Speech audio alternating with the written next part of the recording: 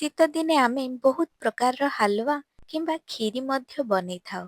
ସେ ଭିତରୁ ଗାଜରର ହାଲୁଆ ସମସ୍ତଙ୍କୁ ବହୁତ ପସନ୍ଦ ଆସିଥାଏ। ଏବେ ଆପଣମାନେ ଦେଖୁଥିବେ ଗାଜରର କ୍ଷୀରି ବହୁତ ଲୋକ ବନଉଛନ୍ତି। କିନ୍ତୁ ଆଜି ଆମେ ବନେଇବା ଗାଜରର କ୍ଷୀରି, ସେଇଟା ବି ଓଡ଼ିଆ ଷ୍ଟାଇଲରେ। ନମସ୍କାର, ମୁଁ ମୁନମୁନ ଆପଣମାନଙ୍କୁ ସ୍ୱାଗତ କରୁଛି ମୋ ଚ୍ୟାନେଲ ମୁନ୍ସ କୁକରୀ ଶୋରେ। ପ୍ରଥମେ ଆମେ ଗୋଟିଏ ବାଉଲ ନେଇଯିବା, ଯୋଉଥିରେ କି ଆମେ 6ରୁ 7 ବଡ଼ ସ୍ପୁନ ଚାଉଳ ନେଇଯିବା। ମୁଁ ଏଠି କ୍ଷୀରି ଚାଉଳ ନେଇଛି, ଯୋଉଟା କି ବହୁତ ହି ଛୋଟ ଛୋଟ ଦାନାର ରହିଛି। ଦେଖିପାରୁଥିବେ ଏଇଟା ବହୁତ ହି ଛୋଟ ଦାନା ଚାଉଳ। ଆପଣମାନେ ଚାହିଁଲେ ଅରୁଆ ଚାଉଳ ନେଇପାରିବେ। ଆପଣମାନେ ଏଠି ବାସୁମତୀ ଚାଉଳ ମଧ୍ୟ ନେଇପାରିବେ। ଏବେ ଆମେ ଚାଉଳରେ ପାଣି ଦେଇଦେବା ଏବଂ ଏହାକୁ ପାଖାପାଖି ଅଧଘଣ୍ଟା ପର୍ଯ୍ୟନ୍ତ ବତୁରେଇବା ପାଇଁ ରଖିଦେବା। ବାସୁମତୀ ରାଇସ୍ କିମ୍ବା ଅନ୍ୟ କୌଣସି ଚାଉଳ ନେଲେ ଟିକିଏ ଅଧିକା ସମୟ ବତୁରେଇବେ ଏବଂ ଏହାର କ୍ୱାଣ୍ଟିଟି ହାଫ୍ କରି ନେବେ। 2 ଘଣ୍ଟାରୁ ଅଧିକା ମଧ୍ୟ ବତୁରେଇବା ପାଇଁ ରଖିଦେବେ। ମୁଁ ଏଠି ଚାଉଳକୁ ପାଖାପାଖି ଅଧଘଣ୍ଟା ଯାଏଁ ବତୁରେଇ ନେବି। ନେକ୍ସଟ ମୁଁ ଠିକ୍ ସେହି ସମୟରେ ହିଁ ପାଖାପାଖି 10ରୁ 12ଟି କାଜୁକୁ ପାଣି ଦେଇ ବତୁରେଇ ନେବି। ଏହାକୁ ମଧ୍ୟ ମୁଁ 20ରୁ 25 ମିନିଟ୍ ପର୍ଯ୍ୟନ୍ତ ବତୁରେଇବା ପାଇଁ ଛାଡ଼ିଦେବି। ଏବେ ଆମେ କିଛି ଗାଜରକୁ ନେଇଯିବା। ମୁଁ ଏଠି ପାଖାପାଖି ହାଫ୍ କିଲୋର ଗାଜର ନେଇଯାଇଛି। ଦେଖିପାରୁଥିବେ ଗାଜରର କଲର ପୁରା ନାଲି ଅଛି ଏବଂ ଏହା ପୁରା ପତଳା ପତଳା ଅଛି, ଯୋଉଗୁଡାକ କି ଗାଜରର ହାଲୁଆ ଏବଂ ଗାଜରର କ୍ଷୀରି କଲେ ବହୁତ ହି ବଢିଆ ଲାଗିଥାଏ। ଆପଣମାନେ ଅରେଞ୍ଜ କଲରର ଗାଜର ମଧ୍ୟ ୟୁଜ୍ କରିପାରିବେ, କିନ୍ତୁ କମ୍ପାରେଟିଭଲି ରେଡ୍ ଗାଜରଟା ହାଲୁଆ କିମ୍ବା କ୍ଷୀରି ପାଇଁ ବହୁତ ହି ଭଲ ଲାଗିଥାଏ। ଗାଜରକୁ ଆମେ ଭଲ ଭାବରେ ଧୋଇ ନେବା ଏବଂ ଏହାକୁ ଚାଞ୍ଚି ନେବା। ଏହାପରେ ଗୋଟିଏ ଗ୍ରେଟର ନେଇଯିବା ଏବଂ ଗ୍ରେଟରର ବଡ଼ ସାଇଡ୍ ପଟେ ନହେଲେ ମିଡିୟମ ସାଇଡ୍ ପଟେ ଆପଣମାନେ ଏହାକୁ ଗ୍ରେଟ୍ କରିନେବେ। ମୁଁ ଏଠି ମିଡିୟମ ସାଇଡ୍ରେ ଗ୍ରେଟ୍ କରି ନେଉଛି, କାହିଁକି ନା ଆମେ କ୍ଷୀରି ବନେଇବାର ଅଛି, ତେଣୁ ମୁଁ ମିଡିୟମ ସାଇଡ୍ରେ ଗ୍ରେଟ୍ କରି ନେଉଛି। ଆପଣମାନେ ଯଦି ହାଲୁଆ ବନେଇବେ ତାହେଲେ ଆପଣମାନେ ବଡ଼ ସାଇଡ୍ରେ ଗ୍ରେଟ୍ କରିନେବେ। ଏହିଭଳି ଭାବରେ କେୟାରଫୁଲ ହେଇ ଆମେ ସବୁ ଗାଜରକୁ ଗ୍ରେଟ୍ କରିନେବା।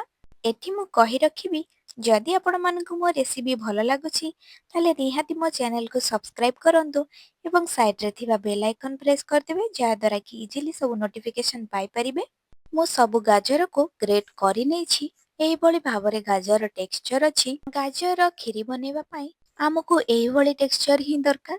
ଚାଲନ୍ତୁ ନେକ୍ସଟ ପ୍ରୋସେସକୁ ଯିବା। ଏଠି ଆମେ ବତୁରେଇକି ରଖିଥିବା 6ରୁ 7 ସ୍ପୁନ ଚାଉଳ ଭିତରୁ କାଜୁରେ ଗୋଟିଏ ସ୍ପୁନ ଚାଉଳ ଦେଇଦେବା ଏବଂ ଏହାକୁ ରଖିନେବା। ଯେତେବେଳେ ଦରକାର ହେବ ଆମେ ସେତେବେଳେ ଏହାକୁ ଗ୍ରାଇଣ୍ଡିଙ୍ଗ କରି ଏହାର ପେଷ୍ଟକୁ କ୍ଷୀରିରେ ଆଡ୍ କରିନେବା। ଦେଖନ୍ତୁ ଏଇ ଚାଉଳକୁ ଆମେ କ୍ଷୀରି ପାଇଁ ୟୁଜ୍ କରିବା ଏବଂ ଗୋଟିଏ ସ୍ପୁନ ଚାଉଳ ଏବଂ କାଜୁର ଏହି ପେଷ୍ଟକୁ ଆମେ କ୍ଷୀରିକୁ ଟିକେ ଗାଢ କରିବା ପାଇଁ କିମ୍ବା ବହଳିଆ କରିବା ପାଇଁ ୟୁଜ୍ କରିନେବା। ଆମେ ଆଜି କ୍ଷୀରିକୁ ଗୁଡରେ ବନେଇବା, ତେଣୁ ଦେଖନ୍ତୁ ମୁଁ ଗୋଟିଏ ବାଉଲ ନେଇଯାଇଛି ବା ଗୋଟିଏ ଗିନାରେ ଗୋଟିଏ ଫୁଲ ବାଉଲ ଗୁଡ ନେଇଯିବି। ଆପଣମାନେ ଚାହିଁଲେ ଚିନି ମଧ୍ୟ ୟୁଜ୍ କରିପାରିବେ। ଗ୍ୟାସରେ ଆମେ ଗୋଟିଏ ପ୍ୟାନ ବସେଇ ନେବା, ଯୋଉଥିରେ କି ଆମେ ଯେତିକି ଗୁଡ ନେଇଥିଲେ ଠିକ୍ ସେତିକି ହିଁ କ୍ୱାଣ୍ଟିଟିର ପାଣିକୁ ଆଡ୍ କରିନେବା। ପାଣି ଭଲ ଭାବରେ ଗରମ ହେଇଗଲା ପରେ ଆମେ ସେଥିରେ ଗୁଡକୁ ଆଡ୍ କରିନେବା। କଣ୍ଟିନ୍ୟୁଅସଲି ଏହାକୁ ଗୋଳେଇ ନେବା। ଗ୍ୟାସର ଫ୍ଲେମକୁ ଆମେ ଲୋ ମିଡିୟମରେ ହିଁ ରଖିବା। ଗୁଡକୁ ଆମେ କଣ୍ଟିନ୍ୟୁଅସଲି ଏଇଭଳି ଭାବରେ ଗୋଳେଇ ଚାଲିବା। ଏହାକୁ ଭଲ ଭାବରେ ଫୁଟିବା ପାଇଁ ଦେବା ଏବଂ ଏଇଭଳି ଭାବରେ ବବଲ୍ସ ଆସିବା ଯାଏଁ ଛାଡି ନେବା। ଯେତେବେଳେ ଗୁଡ ଧୀରେ ଧୀରେ ବହଳିଆ ହେଇଯିବ, ଟିକିଏ ବହଳିଆ ହେଇଗଲା ପରେ ଗ୍ୟାସର ଫ୍ଲେମକୁ ଅଫ୍ କରିନେବା ଏବଂ ଏହାକୁ ଥଣ୍ଡା ହେବା ପାଇଁ ରଖିନେବା। ତା ଭିତରେ ଚାଲନ୍ତୁ ଆଉ ଗୋଟିଏ ପ୍ୟାନ ନେଇଯିବା। ଗୋଟିଏ ସ୍ପୁନ ଘିଅ ଆଡ୍ କରିନେବା। ଆପଣମାନେ ଚାହିଁଲେ ରିଫାଇନ ଅଏଲ ମଧ୍ୟ ୟୁଜ୍ କରିପାରିବେ, କିନ୍ତୁ ଘିଅ ଦ୍ୱାରା ଭଲ ଟେଷ୍ଟ ଆସିଥାଏ। ସେଥିରେ ଆମେ କିଛି ଡ୍ରାଏ ଫ୍ରୁଟ୍ସ ନେଇଯିବା। ସେଇ ଭିତରୁ ମୁଁ କାଜୁ, ଆଲମଣ୍ଡ ଏବଂ କିସମିସ ନେଇଛି।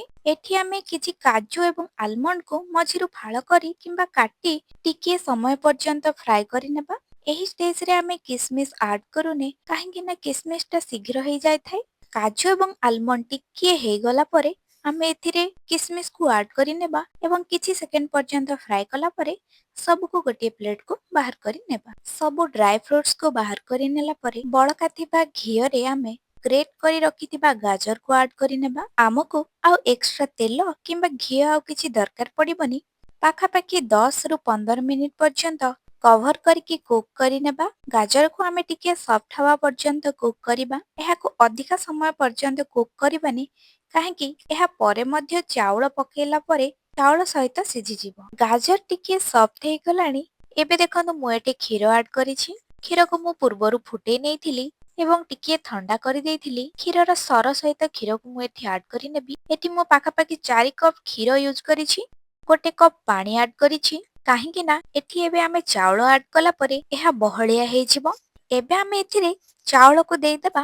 ସବୁ ଭଲ ଭାବରେ ଫୁଟିଗଲା ପରେ ଆମେ ଏହାକୁ କଭର କରିକି ପାଖାପାଖି 15ରୁ 20 ମିନିଟ୍ ପର୍ଯ୍ୟନ୍ତ କିମ୍ବା ଚାଉଳ ଭଲ ଭାବରେ ସିଝିଯିବା ପର୍ଯ୍ୟନ୍ତ ଏହାକୁ କୁକ୍ କରି ନେବା।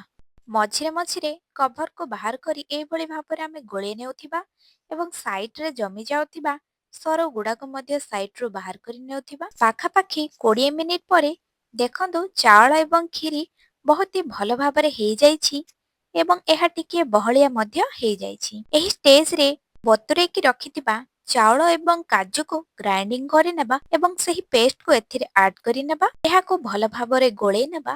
ଟିକିଏ ଫୁଟିଗଲା ପରେ ଦେଖିବେ ଏହା କ୍ଷୀରିକୁ ପୁଣି ଥରେ ବହଳିଆ କରିନେବ। ଏହି ସମୟରେ ଆମେ ପୁଣି 1 କପ୍ କ୍ଷୀରକୁ ଦେଇଦେବା। ପୁଣି ଥରେ ଆମେ ପାଖାପାଖି 1ରୁ 2 ମିନିଟ୍ ପର୍ଯ୍ୟନ୍ତ ଏହାକୁ ଫୁଟିବା ପାଇଁ ଛାଡ଼ିନେବା। ଏବେ ଆପଣମାନେ ଦେଖିପାରୁଥିବେ କ୍ଷୀରିଟି ଆମର ପୁରାପୁରି ରେଡି ହେଇଗଲାଣି ଏବଂ କ୍ଷୀରିର ଟେକ୍ସଚର ମଧ୍ୟ ଏହିଭଳି ହିଁ ରହିବ। ଶେଷରେ ଆମେ ଏଠି 1 ସ୍ପୁନ୍ ଇଲାଇଚି ପାଉଡର ଦେଇଦେବା ଏବଂ ଫ୍ରାଏ କରି ରଖିଥିବା ସବୁ ଡ୍ରାଏ ଫ୍ରୁଟ୍ସକୁ ଆଡ୍ କରିନେବା। ଏହାକୁ ଗୋଳେଇ ନେବା ଏବଂ ପାଖାପାଖି 10ରୁ 15 ସେକେଣ୍ଡ ପର୍ଯ୍ୟନ୍ତ କୁକ୍ କରିନେବା। କ୍ଷୀରିଟି ଆମର ପୁରାପୁରି ବନିକି ରେଡି ହେଇଗଲାଣି। କିନ୍ତୁ ଆପଣମାନେ ଭାବୁଥିବେ ମୁଁ ଏଯାଏଁ ଗୁଡ଼ କିମ୍ବା ଚିନି ଏଥିରେ ଆଡ୍ କରିନି। ତ ଏବେ ଆମେ ଏହି କ୍ଷୀରିକୁ ଥଣ୍ଡା ହେବା ପାଇଁ ଛାଡ଼ିଦେବା। ଏହାକୁ ଆମେ ଭଲ ଭାବରେ ଥଣ୍ଡା ହେବା ପାଇଁ ରଖିନେବା। ଦେଖନ୍ତୁ କ୍ଷୀରିଟି ଭଲ ଭାବରେ ଥଣ୍ଡା ହେଇଯାଇଛି ଏବଂ ତା ଉପରେ ରାବିଡି ଭଳି କିଭଳି ଭାବରେ ବସିଯାଇଛି। ଭଲ ଭାବରେ କ୍ଷୀରିକୁ ଟିକିଏ ଗୋଳେଇ ନେବା। ଏହା ପରେ ଆମେ ଏଥିରେ ଥଣ୍ଡା କରି ରଖିଥିବା ଗୁଡ଼କୁ ଆଡ୍ କରିନେବା। ଯଦି ଆପଣମାନେ ଗୁଡ଼ ୟୁଜ୍ ନ କରି ଚିନି ୟୁଜ୍ କରିବାକୁ ଚାହୁଁଛନ୍ତି ତାହେଲେ ଚିନି ମଧ୍ୟ ୟୁଜ୍ କରିପାରିବେ। କିନ୍ତୁ ଚିନିକୁ ଆପଣମାନେ କ୍ଷୀରି ସିଝୁଥିଲା ବେଳେ ହିଁ ଆଡ୍ କରିନେବେ ଏବଂ କିଛି ସମୟ ପର୍ଯ୍ୟନ୍ତ କୁକ୍ କରିନେବେ। କୁକିଂ ପ୍ରୋସେସର ଲାଷ୍ଟ ସମୟରେ ହିଁ ଆପଣ ଚିନିକୁ ଦେଇନେବେ। ଏଠି ଦେଖନ୍ତୁ ଗୁଡ଼କୁ ଆମେ ଆଡ୍ କଲା ପରେ କ୍ଷୀରି ସହିତ ଏହାକୁ ଭଲ ଭାବରେ ମିଶେଇ ନେବା ବା ଗୋଳେଇ ନେବା। ମୁଁ ଏଠି ଧୀରେ ଧୀରେ ଚାରିପଟ ସାଇଡ୍ର ଯେତିକି ଜମି ଯାଇଥିବା ସରକୁ ମଧ୍ୟ ଏଥିରେ ମିଶେଇ ଭଲ ଭାବରେ ଗୋଳେଇ ନେଇଛି। ଦେଖନ୍ତୁ କ୍ଷୀରି ଆମର ସମ୍ପୂର୍ଣ୍ଣ ଭାବରେ ବନିକି ରେଡି ହେଇଯାଇଛି। ଏବେ ଆମେ ଏହାକୁ ସର୍ଭ କରିନେବା। ଯେହେତୁ ଆମେ ଏହା ଗୁଡ଼ରେ ବନଉଛେ କିଛି ମାତ୍ରାରେ ଏହା ହେଲ୍ଦି ମଧ୍ୟ ହେଇଥାଏ। ଗାଜର ହାଲୁଆ ତ ଆପଣମାନେ ବହୁତ ଥର ଟ୍ରାଏ କରିଥିବେ କିନ୍ତୁ ଏହି କ୍ଷୀରିକୁ ନିହାତି ଥରଟେ ଟ୍ରାଏ କରନ୍ତୁ। ଦେଖିବେ ବହୁତ ହି ବଢିଆ ଲାଗିବ। ଫ୍ୟାମିଲି ଏବଂ ଫ୍ରେଣ୍ଡସ୍ ସମସ୍ତେ ବହୁତ ହି ପସନ୍ଦ କରିବେ। କ୍ଷୀରିକୁ ସର୍ଭ କରିନେବା ଏବଂ ତା ଉପରେ ଡ୍ରାଇ ଫ୍ରୁଟ୍ସ କିଛି ଆଡ୍ କରିନେବା। ଏବେ ଆମର ପ୍ରସ୍ତୁତ ହେଇଯାଇଛି ଗାଜର କ୍ଷୀରି। ଏହାକୁ ଆପଣ ଖାଲି ଏମିତି ହିଁ ଖାଇପାରିବେ ନହେଲେ ପୁରୀ ସହିତ ମଧ୍ୟ ଖାଇଲେ ଏହା ବହୁତ ହି ଟେଷ୍ଟି ଲାଗିଥାଏ।